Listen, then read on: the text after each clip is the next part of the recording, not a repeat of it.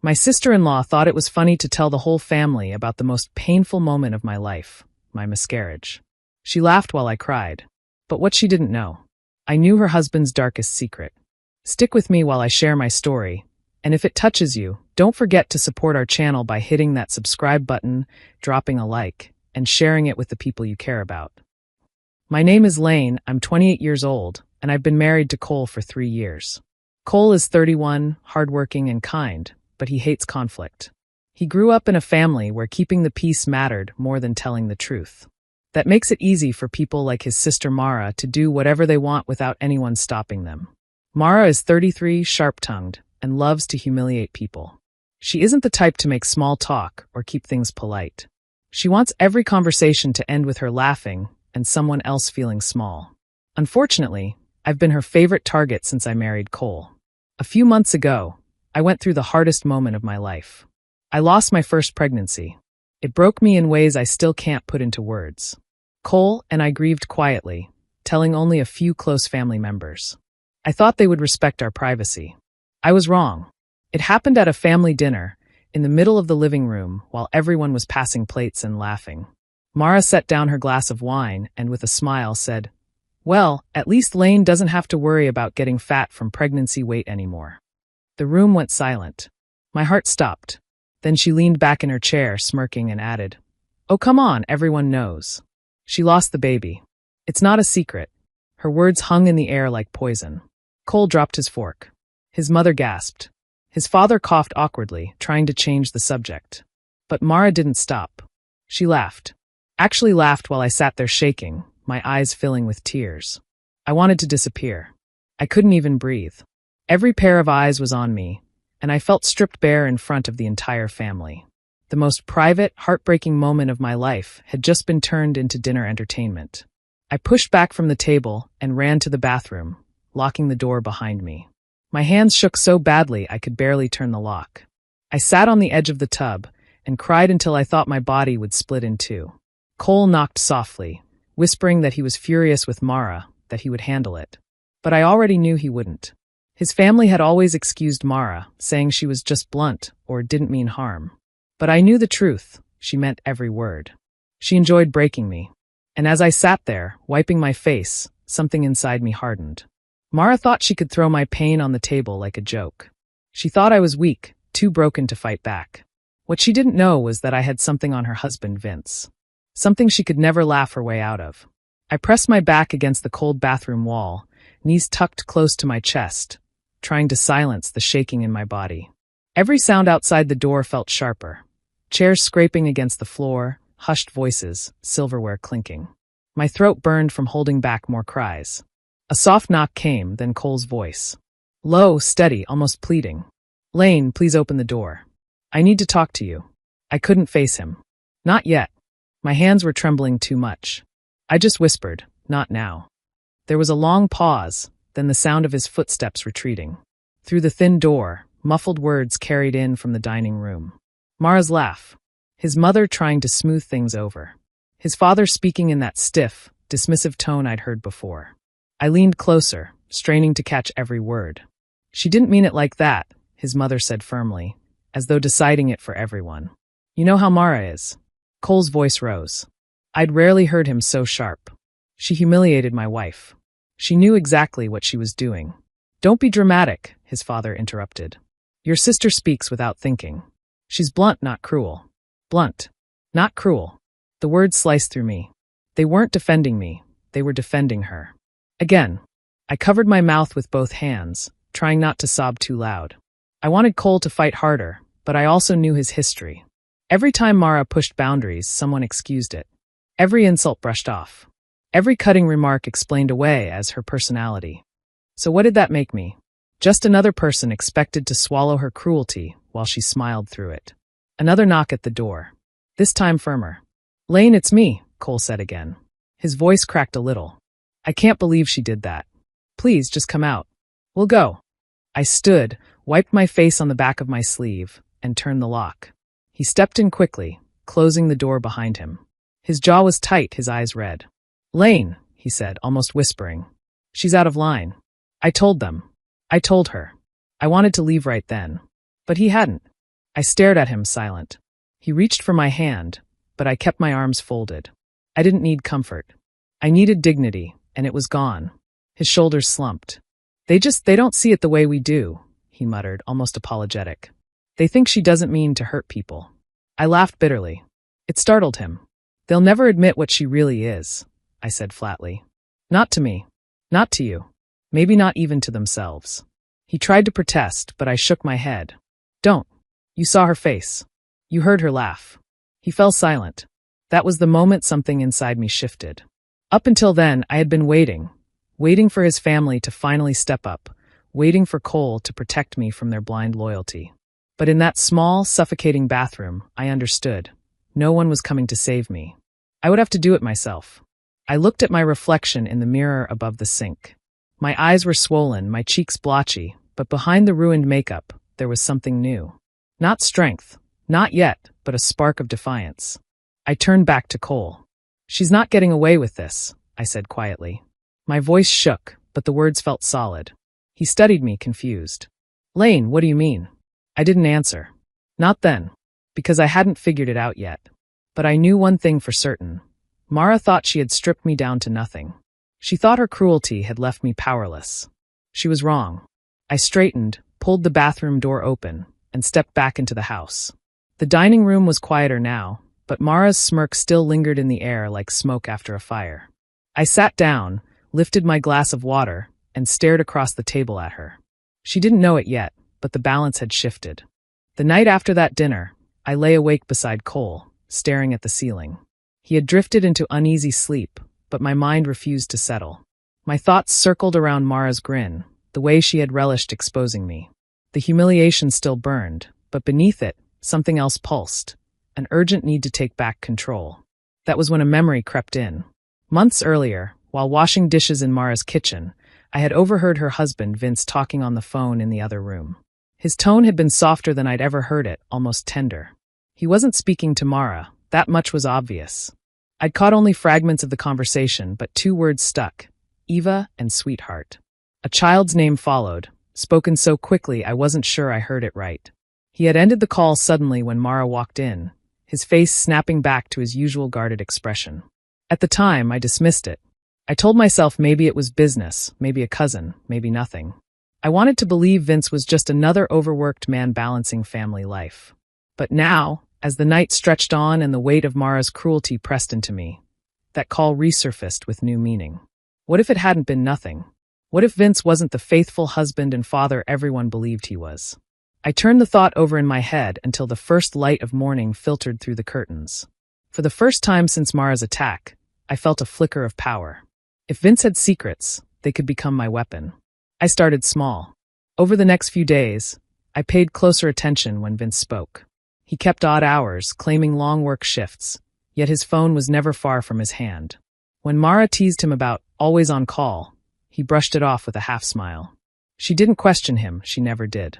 She was too busy ridiculing others to notice the cracks in her own home. The more I watched, the more convinced I became. There was something hidden beneath Vince's polished exterior. One evening, I decided to stop wondering. I waited until Cole settled into bed with a book, then told him I needed to clear my head with a drive. Instead, I parked down the block from Vince's office, engine off, lights dimmed, heart hammering. The building emptied slowly. Cars trickled out one by one. Finally, Vince appeared, tall frame moving with his usual steady stride. He climbed into his truck, glancing around as if checking for anyone nearby. I sank lower in my seat and started my car only after his taillights flickered on. He drove away, not toward his house, not toward the familiar route I knew so well. He veered off, taking back streets, moving with a caution that made my pulse quicken. I stayed far enough behind that he wouldn't notice me, every turn heightening the tension in my chest. My palms were slick against the steering wheel. I didn't know what I expected to find, but instinct told me this was no harmless detour. The city lights thinned as we pushed toward quieter neighborhoods. Finally, Vince pulled into the driveway of a small, modest home. The porch light glowed warm against the dark. I parked half a block away, cutting my engine, holding my breath. A front door swung open. A woman stepped out. She was younger than Mara, with gentle features, hair falling loose around her shoulders. She smiled when she saw Vince. Behind her, a small figure darted forward, a little girl, no more than 4 or 5, who squealed, "Daddy," before flinging herself into his arms. The sound carried through the still night, undeniable. Vince knelt, clutching the child, his face lit with joy I had never seen from him at any family gathering. The woman, Eva, I realized, watched them with quiet affection, as though this scene was routine. I gripped the steering wheel tighter, heart pounding so hard I thought it might crack my ribs. It wasn't just suspicion anymore. Vince wasn't the man Mara believed he was. And I had just stumbled upon the one truth that could unravel her entire world. The neighborhood Vince had turned into was quiet, almost too quiet. Rows of small homes sat shoulder to shoulder, their porches lit by single bulbs that hummed against the night. It wasn't far from the city, but it felt like another world, modest, tucked away, ordinary. I eased my car to the curb a short distance behind his truck. The air in my vehicle felt heavy, stifling, and I cracked the window just enough to breathe. My eyes stayed fixed on him as he stepped out, moving with a confidence that told me this wasn't the first time he'd been here. The front door of the little house opened, spilling warm light across the small lawn. Then I saw her. A child burst through the doorway, her footsteps quick, her high-pitched voice cutting through the stillness. "Daddy!" she cried, running across the grass with outstretched arms. Vince bent down, sweeping her up in one fluid motion, his face breaking into a wide, unguarded smile. It was so different from the composed mask he wore around Mara's family. His eyes shone, his body relaxed, and he held the little girl as though she was his entire world. I froze. My hands tightened around the steering wheel, knuckles aching.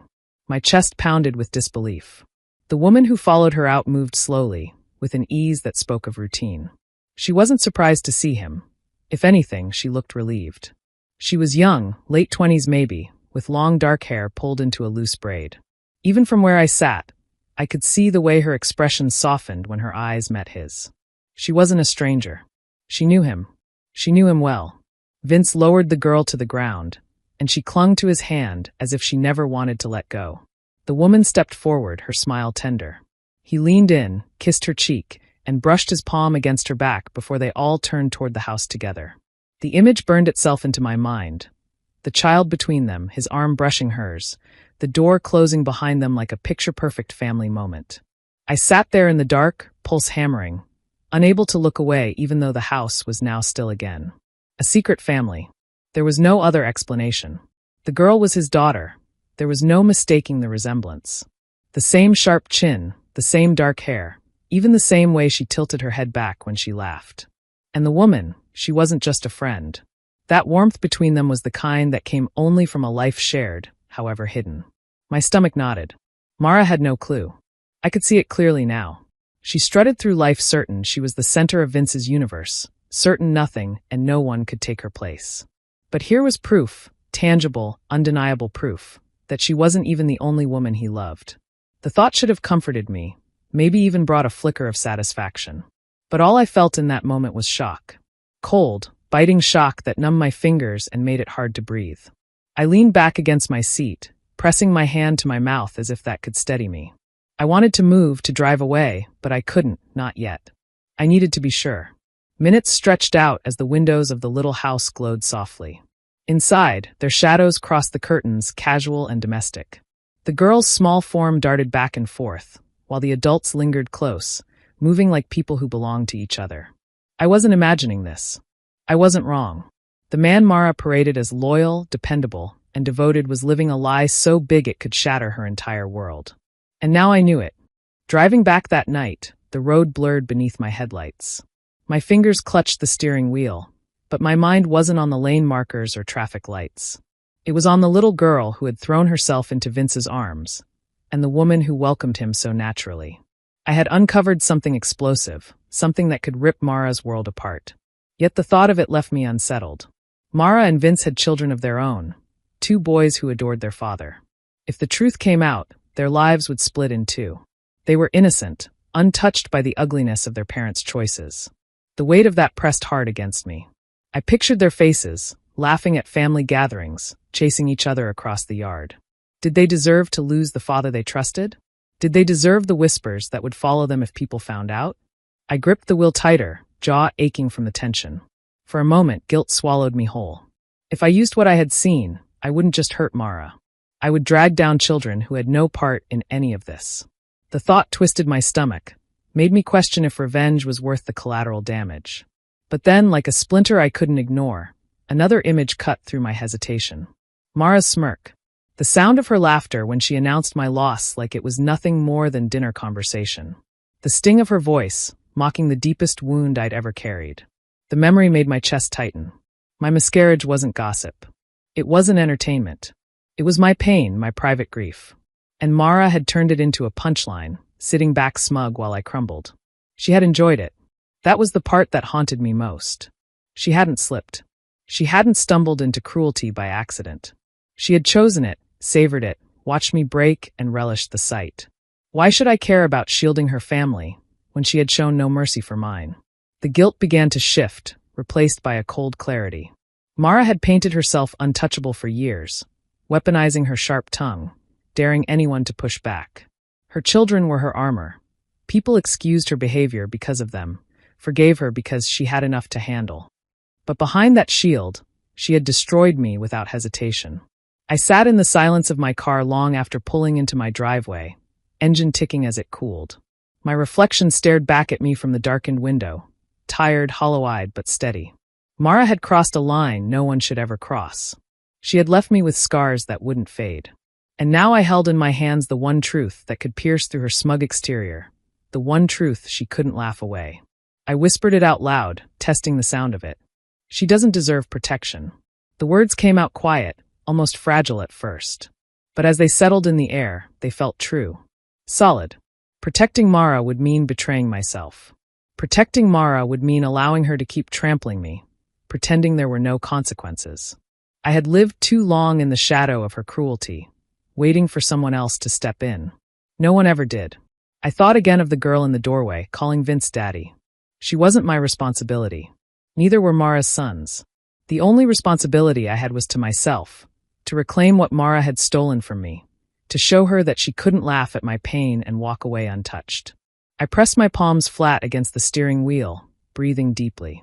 The hesitation was gone now, replaced with a quiet, simmering determination. Mara wanted to treat my tragedy like a game. She wanted to strip me of dignity and walk away smirking. I was going to make sure she understood exactly how it felt when the ground beneath you cracked open. And this time, she wouldn't be the one laughing. The smell of charcoal drifted across the backyard, mingling with the sweetness of barbecue sauce and cut grass. Folding chairs circled the picnic table. Children darted across the lawn with sticky fingers, and laughter rose into the warm afternoon. On the surface, everything looked normal, cheerful even. But I had walked into that gathering with a purpose. Mara was already in rare form, glass of lemonade in hand, voice carrying louder than anyone else's. She never missed an opportunity to dominate the spotlight, especially when the family gathered on neutral ground like this. I sat beside Cole, my plate untouched, listening to her chatter. She directed stories toward the table, but her eyes kept flicking to me, searching for a reaction. It didn't take long before she found her opening. "So," she said brightly, tilting her head in my direction, "I guess no news from you too?" Still nothing. The conversation around us faltered. Forks paused midair. Cole stiffened beside me. Mara smirked. "You know," she continued, swirling her straw through the ice in her glass, "maybe it's for the best. Some women just aren't built for it. And Cole seems perfectly happy without all the stress."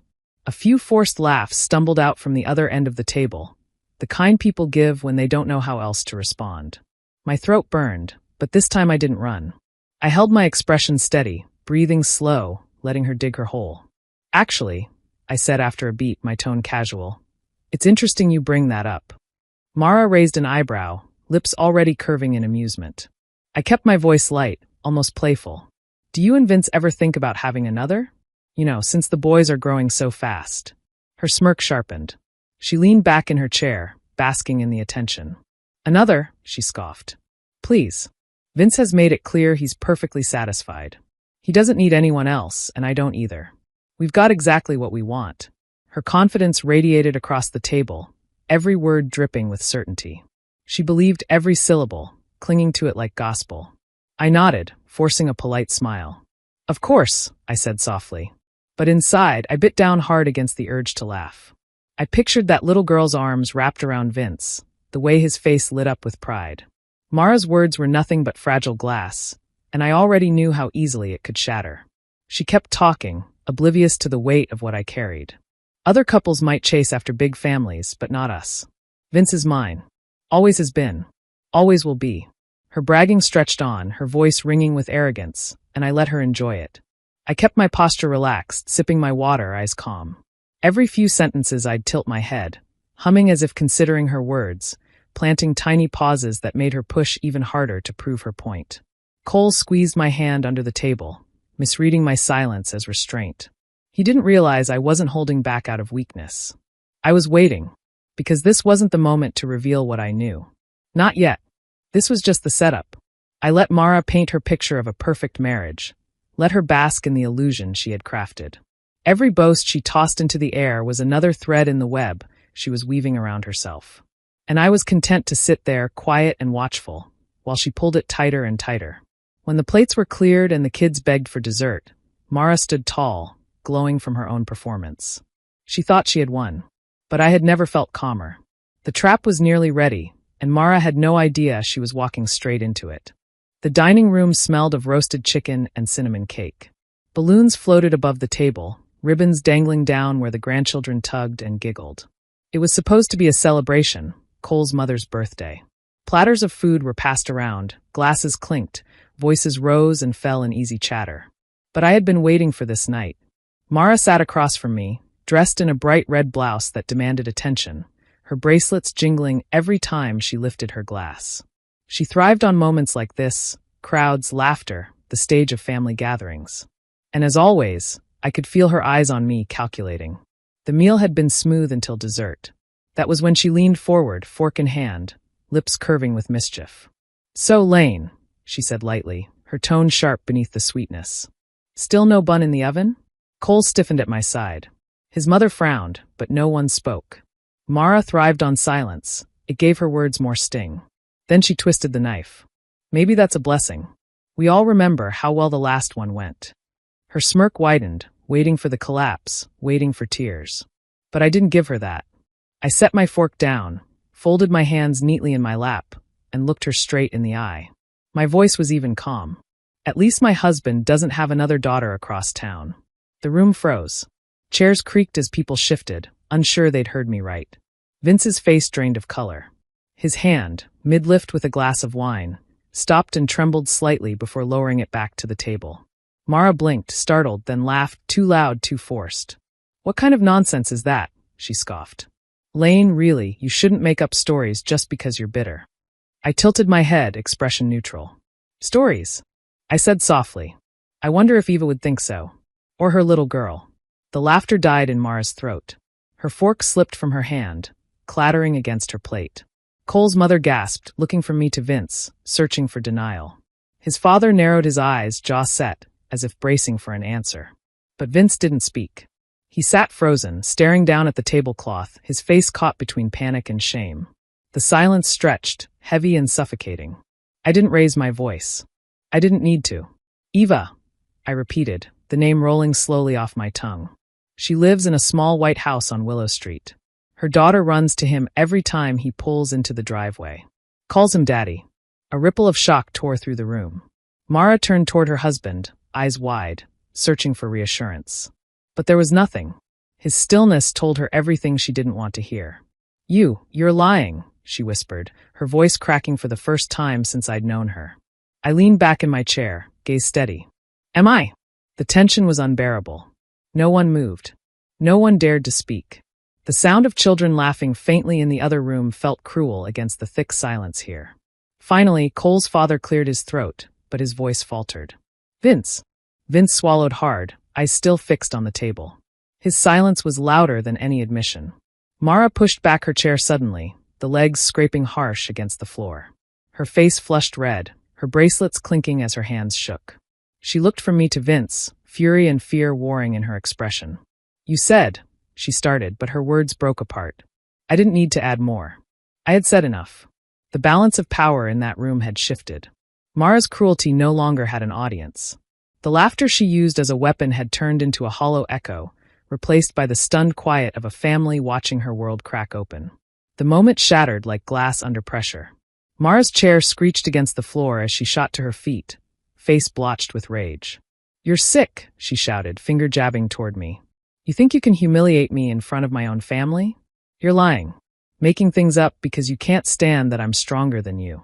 Her voice rose higher with each word, desperation edging into hysteria. I stayed seated, my hands folded neatly on the table. My pulse hammered, but my voice was steady. "If you don't believe me, we can go right now. I'll drive anyone here to Willow Street. You'll see Eva. You'll see the little girl. No lies. No exaggeration." The room erupted into overlapping voices, Cole's mother crying out, his father demanding answers, cousins whispering in disbelief. The noise rattled the walls. Mara whirled on Vince, her bracelets clinking as she grabbed his arm. "Tell them it isn't true. Say something." But Vince's jaw clenched, eyes fixed on the floor. His silence told the story she couldn't face. "Answer me," she screamed, shaking his arm. He yanked it free, pushing back his chair so violently it nearly toppled. His chest heaved as he finally looked at her, fury and shame carved into every line of his face. Without a word, he turned and stormed toward the door, the slam echoing through the house like thunder. Mara scrambled after him, heels clattering, her shrieks piercing. "Don't you walk away from me. You owe me an explanation." Her voice cracked as it trailed down the hallway and out into the night. The room they left behind was silent except for the ticking clock on the wall. Forks and knives sat abandoned on plates, candles flickered weakly in their holders. The birthday cake, untouched, sagged in the center of the table. Eyes turned toward me, wide, stunned, uncertain. For years, I had been the quiet one, the target of Mara's jabs, the one who slipped away in tears, the one who never pushed back. They had seen me as fragile, unable to defend myself. But now, sitting there with my spine straight and my hands still folded, I saw their expressions shift. Shock, yes, but something else too. Recognition. They saw that I wasn't fragile at all. Cole's mother pressed her napkin to her lips, trembling. His father leaned back in his chair, rubbing his temples as though trying to make sense of the wreckage. A cousin muttered under his breath, "My God." Cole reached for my hand under the table, his grip tight. For once, there was no pity in his touch, only quiet pride. I didn't speak again. I didn't need to. I had laid out the truth, and the truth had done the rest. The distant sound of Mara's shouting carried faintly from outside, her voice unraveling into raw panic. Vince's deeper tone rumbled back, words indistinct but sharp. The clash between them grew smaller as they moved farther away, until the night swallowed it whole. No one at the table moved. No one dared. They all sat with the weight of what they had just witnessed, the certainty settling in like a storm cloud. Mara wasn't untouchable anymore. The fire she had aimed at me had finally burned back toward her, and there was no laughter left to cover the smoke. The news traveled quickly, though no one said it aloud in front of Mara. Whispers circled through relatives, carried in hushed tones over phone calls and quiet visits. By the end of the week, the story was clear. Vince had packed his things and left the house he shared with her. He hadn't gone to a hotel or to a friend's spare room. He had gone directly to Eva. The choice spoke louder than anything else. Neighbors noticed his truck parked regularly in front of the small house on Willow Street. A cousin admitted she'd seen him walking hand in hand with the little girl outside a grocery store. Each sighting added weight to the truth until it could no longer be dismissed as rumor. Mara's silence became its own kind of confirmation. She stopped answering calls, stopped showing up to gatherings. The woman who once dominated every conversation with sharp remarks and mocking laughter seemed to vanish into her own shadow. Even her children, usually spirited, shuffled through visits with grandparents, their eyes downcast, their mother's absence explained only with vague excuses. Humiliation clung to her like a second skin. For years, she had wielded power over others, thriving on their discomfort.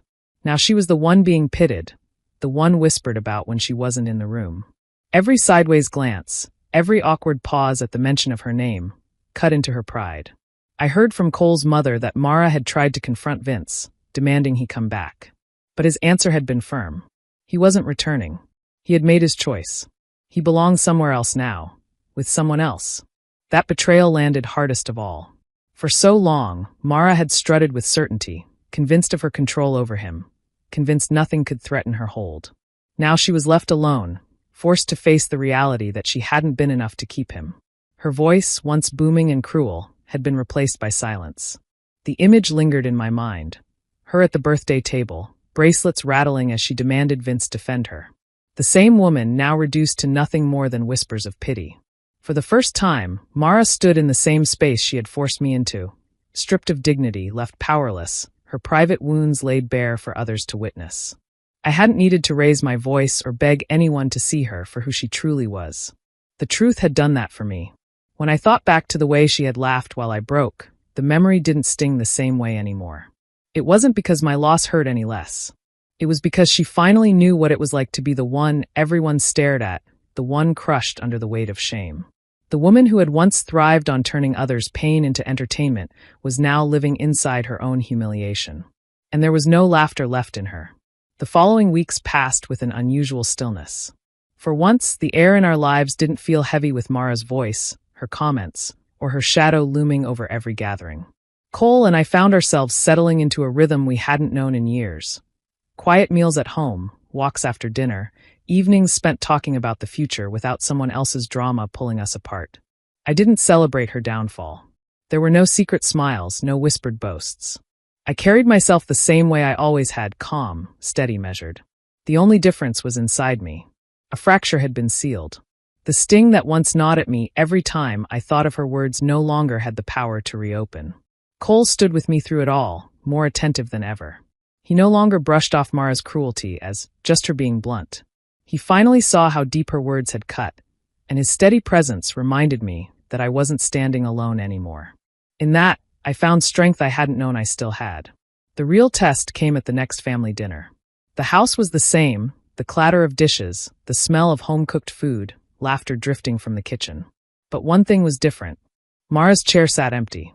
No bracelets clinking, no sharp remarks tossed like darts across the table, no smirk aimed in my direction. Her absence spoke louder than her presence ever had. I looked around at the faces of those gathered, and for the first time, I didn't feel small. I didn't feel like the fragile one. There was no pressure pressing down on me, no waiting for the moment she would twist a knife and leave me bleeding in front of everyone. The silence at her end of the table was a freedom I hadn't realized I craved. Peace didn't come from knowing she had been humiliated. It didn't come from Vince leaving her or from the whispers that still followed her name. My peace came from something far quieter. The understanding that she could no longer treat my grief like a spectacle without consequence. That lesson had settled over her like a shadow she couldn't escape. She had always mistaken my quiet for weakness. She thought silence meant I would endure whatever cruelty she poured onto me. But silence is not surrender. Silence waits. It watches. It learns when to strike with precision. And when the moment came, I didn't need to scream. I didn't need to break. I only needed to speak the truth. Sitting at that dinner table, with Cole's hand brushing against mine under the cloth, I realized I no longer carried Mara with me. Her absence was more than physical. It was freedom from the hold she once had over my spirit. That was victory enough. Do you think I did the right thing by standing up and walking away from all that pain, or should I have given them another chance? Tell me in the comments, and don't forget to subscribe for more stories.